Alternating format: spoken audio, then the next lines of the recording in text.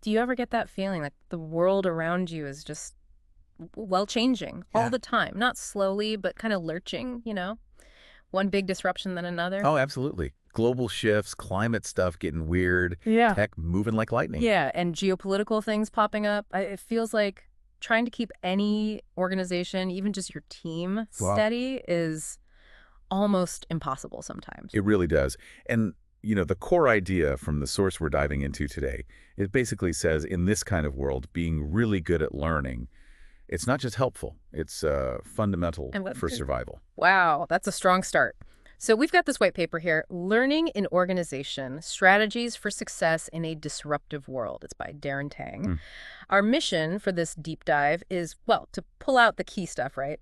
What does it really take to be a learning organization now? And crucially, what strategies, what conditions does this paper say you need to get your head around to succeed? Exactly. And the paper, it actually lays it out pretty clearly. It looks at both the how the actual approaches organizations can use to learn better, and the environment. The environment. Yeah, the conditions you need, like what kind of leadership works, what culture helps, that sort of thing. So learning can actually, happen and stick. Okay, so let's lay the groundwork first. The source mentions those forces driving disruption we were just talking about. Right. The pandemic's ripple effects, the climate crisis forcing new ways of doing things, demographic changes, shifts in like how people behave. Plus that relentless tech advancement and, yeah, the geopolitical instability. It's a lot. It is.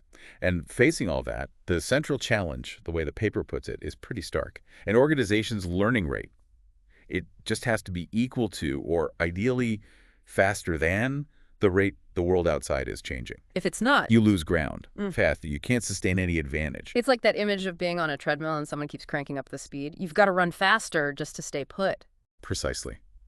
And there's a quote in there from Professor Michael Marquardt. It really hits home. The survival of the fittest is quickly becoming the survival of the fittest to learn. Wow, survival of the fittest to learn. That completely reframes competition, doesn't it? It really does. So the goal then, the thing you're aiming for, is becoming this learning organization. How's that defined in the paper? It says it's an organization that facilitates the learning of all its members and consciously transforms itself and its context. So it's not just individuals learning bits and pieces. Right, it's the whole system adapting. Exactly. The organization itself learns and changes based on that. Okay, so if the learning organization is the destination, the end, what's the vehicle, the means to get there? That's organizational learning, the activity itself. But, and this is important, the paper makes it clear this isn't your standard corporate training. How so? Well, the kind of learning we need now, it has to be tied directly to, work performance, to business goals. Learning with purpose, linked to results. Right. And it also has to focus on learning how to learn because the what keeps changing. Good point. Meta learning. Yeah. And it needs to happen right across the organization. Break down those silos. Yeah. And this is key. It's got to be everyone's responsibility, not just something L&D handles. Okay. That's a huge shift. It's not an HR thing. It's embedded in how you operate. There's another quote in here from Ray Stata, former CEO of Analog Devices. It seems really relevant. Oh, yeah, that's a powerful one. He says, the rate at which organizations and individuals learn may well become the only sustainable competitive advantage. He goes on, products can be copied, services can be copied, even processes. But if you're learning more rapidly than the competition, you can get ahead and stay ahead. That just nails it, doesn't it? Yeah. Learning speed is the ultimate edge. Okay, so that sets the stage. The paper then gets practical, looking at the how. Specific approaches. Let's tackle the first one. Learning at work. Right. And this is like the most fundamental one, probably the oldest, like way back, apprenticeships, learning farming in the family. Learning by doing. Exactly. Learning while doing the actual job, right there in the context. And the paper argues that today we need to see this everyday workplace learning as strategic. Yeah. People learn constantly just doing their jobs, right? Solving problems, talking to colleagues. They do. And the real insight here is that a proper learning organization doesn't just, let that happen passively. It actively tries to advance it. Structure those experiences. Make the implicit learning more explicit, more intentional. But how do you structure something that feels so organic? The paper brings in Professor Stephen Billett's work. 4 elements for structuring it, almost like a curriculum. Yeah, he provides a useful framework. First element, movement from low to high accountability work activity. Okay, what does that mean? It's about consciously designing a pathway. You start people on simpler tasks, lower stakes, and then gradually increase the complexity, the responsibility, the impact of their work. Building competence safely. Got it. Second element. Access to goals for performance. Basically, making sure people really get what's needed. The goals, why it matters, the steps, what good looks like. Clarity. Yeah, total clarity. And the paper suggests, talk to people who just learned it, or the real experts, to get that info right. Makes sense. Third. Direct guidance from more experienced others. This is your classic mentoring, coaching, demonstrating. Having someone experienced show you the ropes, maybe share those unwritten rules or tips. To tribal knowledge. Exactly. And crucially, stopping you from picking up bad habits early on. That direct guidance is invaluable. For sure. Okay, and the fourth element for Millet. Indirect guidance provided by the physical and social environment. This is interesting. It's about learning from the context itself. How so? Watching how others handle things, picking stuff up in casual chats about work, looking at existing manuals or templates, or even just completed projects. The environment itself is teaching you if you pay attention. So it's a mix. Design the workflow, clarify goals, provide direct help, and make the environment itself a learning resource. That's the idea. A holistic approach to workplace learning. The paper does add, though, that sometimes you need outside help, right? External experts for really specialized stuff. Yes, definitely. External training, tailored programs. Yeah. But there's a catch. Which is? Those experts, or the training, they must understand the organization's specific needs. And the learning has to clearly link back to the actual workplace. Otherwise, it just stays theoretical, doesn't get applied. Right, it needs to be relevant and transferable. So the overall aim here with learning at work is taking all that individual learning and making it organizational. Precisely. Turning individual know-how into organizational memory. Something captured in procedures, systems, knowledge bases that can be updated and used by others, not just locked in one person's head. Okay, cool. Let's shift gears. Approach number 2, the paper details. Post-mortem evaluation. This sounds like something from project management. It often is, yeah. Yeah. But the paper positions it as a core learning approach. Basically, it's a structured review after something finishes a project, an event, an initiative. Who's involved? All the relevant stakeholders. Everyone who's part of it, basically. And the goal isn't just to wrap up the project. No, the goal is learning, critical reflection, sharing experiences, what went well, what didn't, discussing the lessons learned, and, importantly, figuring out specific ways to improve next time. So really formalizing that learn from experience idea, the paper emphasizes writing it down. Hugely important. Capturing the findings in reports, making them accessible. Yeah. If it's just talk, the lessons often evaporate. It needs to feed back into that organizational memory we talked about. Makes sense. The paper actually gives a step-by-step process for doing these well. Can you walk us through that? Sure. First step, invite relevant stakeholders. Get everyone in the room, the core team, maybe others who can add perspective or will be affected by the learnings. Okay, get the right crowd. Appoint a facilitator, someone objective, maybe internal, maybe external, to guide it. Make sure everyone speaks, keep it on track. Keeps it from becoming a blame game or just a chat. Step 3.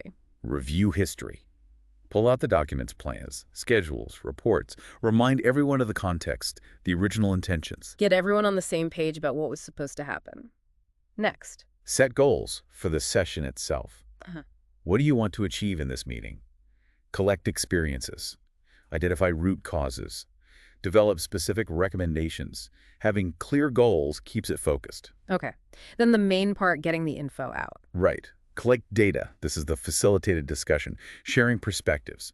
The paper mentions things like interviews or the KJ method, using Post-its for positive and negative experiences, then grouping them. Ah, the classic Post-it storm. Love it. So once you have all that raw data, You prioritize important topics. You can't deep dive into everything. The group figures out which themes or issues are most significant for analysis. focus on the big stuff. Yep. And then, Identify root causes.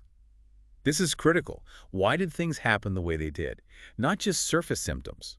Tools like the Ishikawa diagram, the fishbone diagram, can help map out all the potential contributing factors systematically. getting to the real underlying reasons. What follows that analysis? Documentation. The facilitator pulls it all together. A written report covering the process, the findings, the lessons, the root causes, and crucially, the recommendations for improvement. And the final step, making it actually matter. Follow-up actions. Yeah. The report isn't the end product. It needs review, sign off, and then the actions identified actually need to be assigned and implemented, closing the loop. It's quite a rigorous process. The paper uses the U.S. Army's After Action Review, the AAR, as a prime example. Yeah. It's a classic, a very systematic debrief they do after missions, projects, even training events. These four core questions. Which are? What did we set out to do? What actually happened? Why did it happen? And what do we do next time? Simple, powerful questions. And they don't just talk about it, right? They capture it. Absolutely. Their Center for Army Lessons Learned call documents and shares these insights across the entire Army. It's a fantastic example of turning team-level learning into institutional knowledge. So done right, these postmortems are a really potent way to learn and drive actual change. Definitely. Rich learning, finding improvements, making change stick. Okay, approach number 3, community of practice, COP.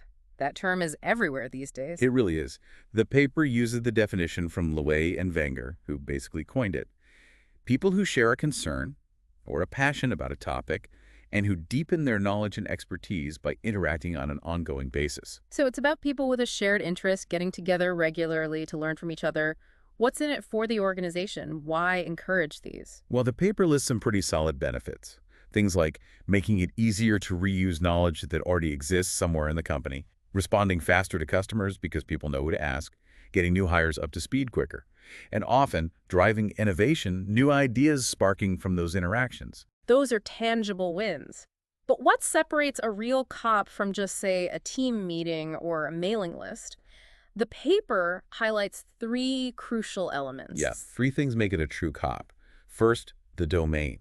That's the shared interest itself. The topic, the area of expertise that brings them together and defines their identity as a group. What they care about. Okay. Second. The community. This is about the actual people and the relationships they build through interacting. It's where the trust forms, the conversations happen, the mutual learning takes place. The social fabric. And third, The practice. This is the stuff they develop together, the shared resources, the tools, the stories, the ways of solving problems, their collective know-how built up through interaction. domain, community, practice. Got it. The paper says these can just pop up naturally, but companies are now trying to actively nurture strategic COPs. Exactly. Moving beyond just letting them happen organically. The Ubisoft example in the paper is interesting here. They apparently managed to foster creativity and innovation by giving developer COPs freedom to experiment, but they also kept an eye on ensuring the knowledge being generated aligned with the company's broader goals. Ah, that balance again. Freedom, but with strategic alignment. So if an organization wants to cultivate these, what should they focus on? The paper lists 5 elements. Right. 5 things to consider. First, community members. Who's in it? Are they motivated, willing to share, not hoard knowledge? Do they have the right skills, creativity, problem-solving ability? And do they understand the business context? The people make or break it. The right mix of people. Second element, community facilitator. Someone needs to kind of tend the garden, nurture the discussion, keep things moving, connect people. The paper says this role is vital, can be internal or external, maybe even rotate. The convener, the catalyst. But Third, community activities, what do they actually do?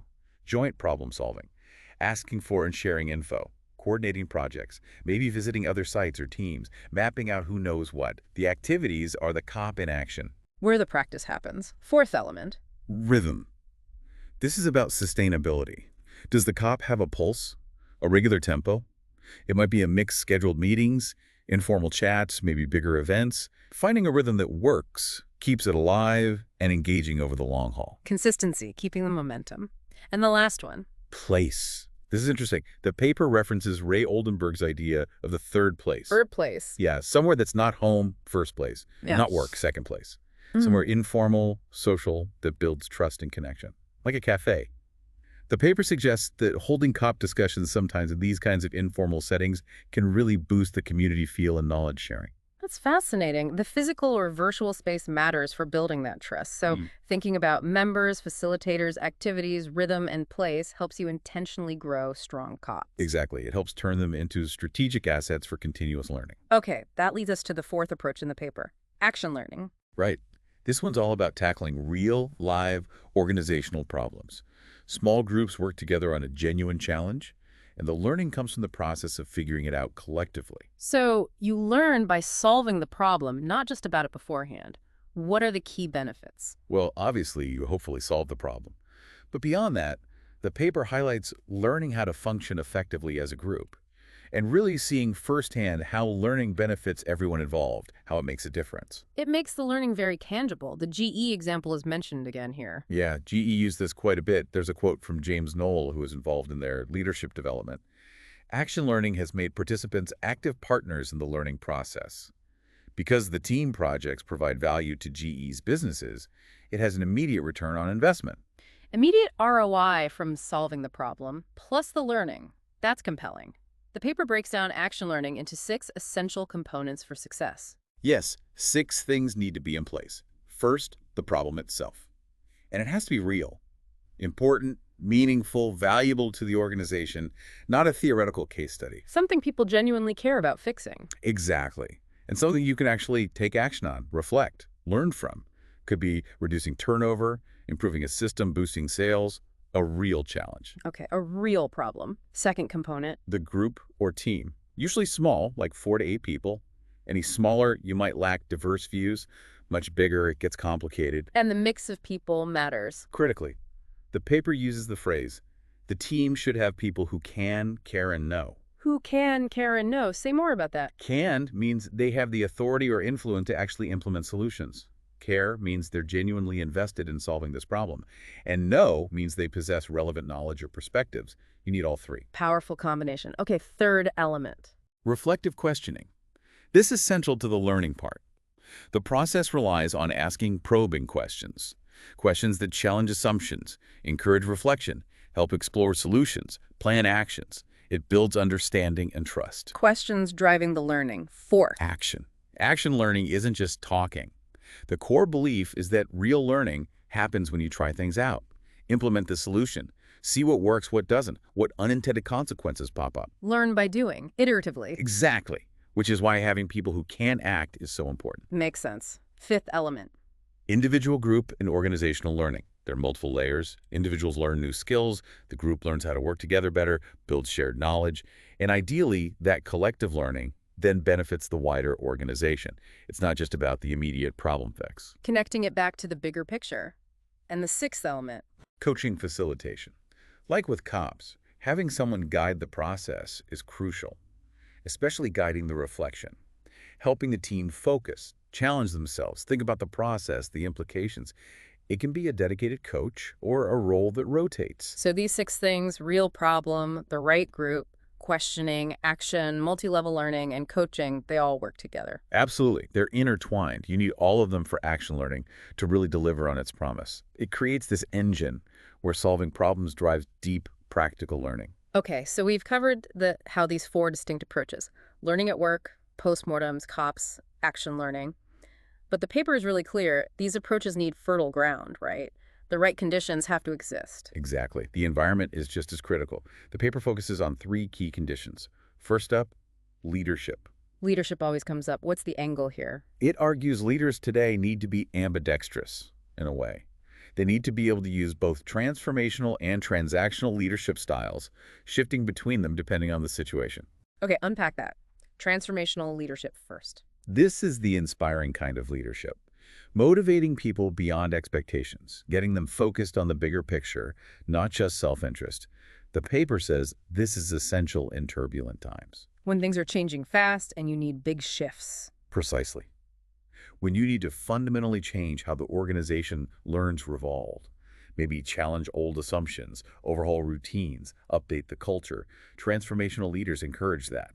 They foster creativity, calculated risks, innovation.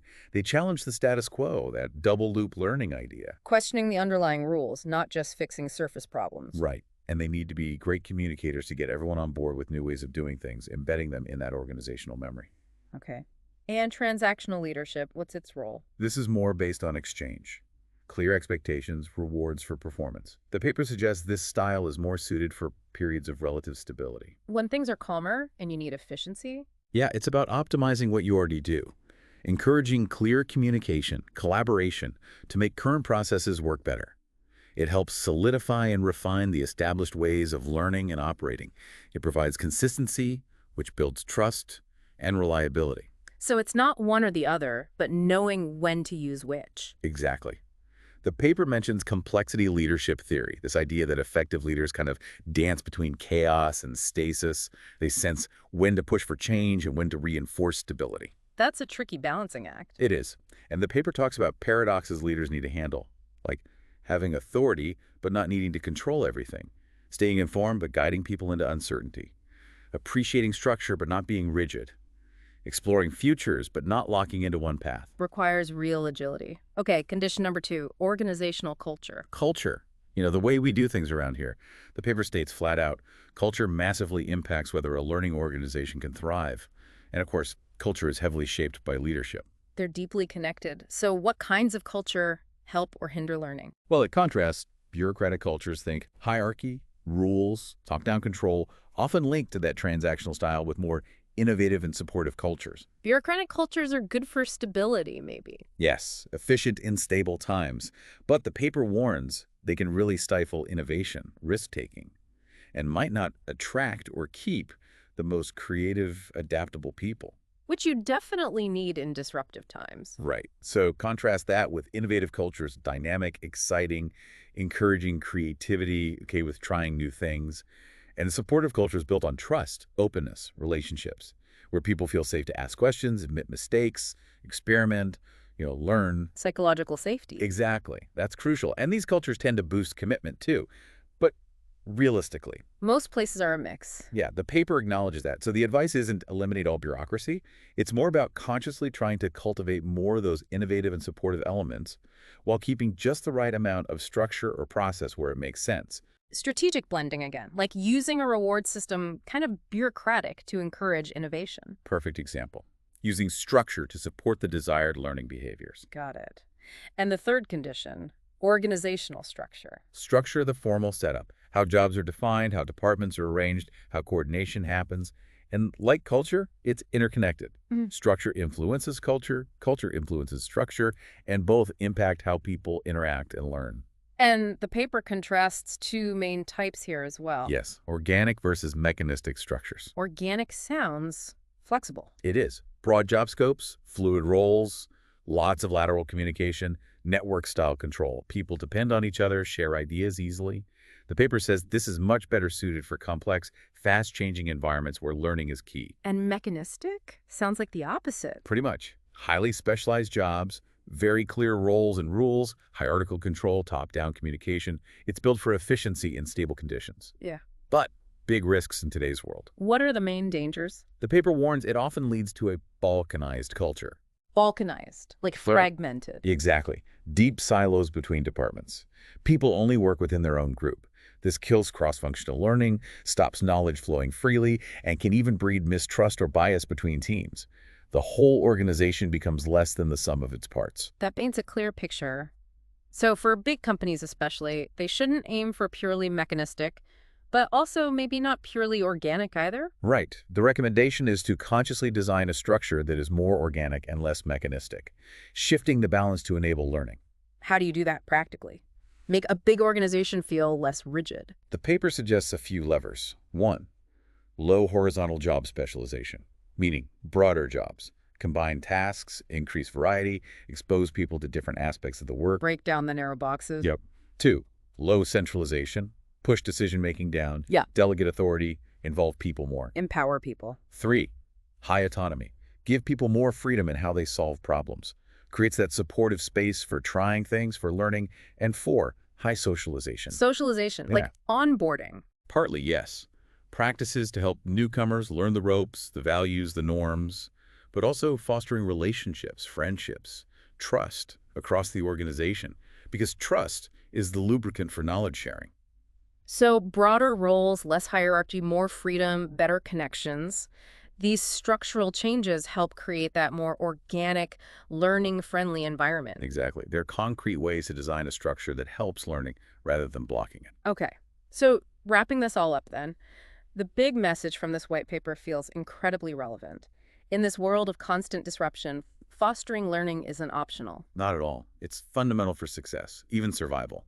And those approaches we talked about, learning at work, postmortems, COPs, action learning, They give you the practical tools, the how. But those tools need the right setting to work. The conditions have to be right. Absolutely. That leadership agility, dancing between change and stability, a culture that genuinely supports innovation and makes it safe to learn, and a structure that connects people and knowledge rather than siloing them. When you get the approaches and the conditions working together, that's when you really build the capacity to learn and adapt. That's the engine for a sustainable competitive advantage the paper talks about. And it ends with a crucial reminder, doesn't it? This isn't a project you finish.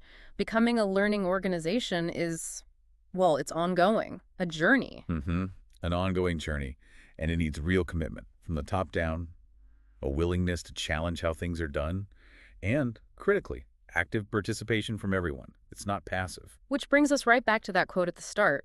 The survival of the fittest is quickly becoming the survival of the fittest to learn. If that's true, and if building that fitness requires everyone getting involved, maybe the question for you, the listener, is, what does your role in fostering that learning look like right where you are?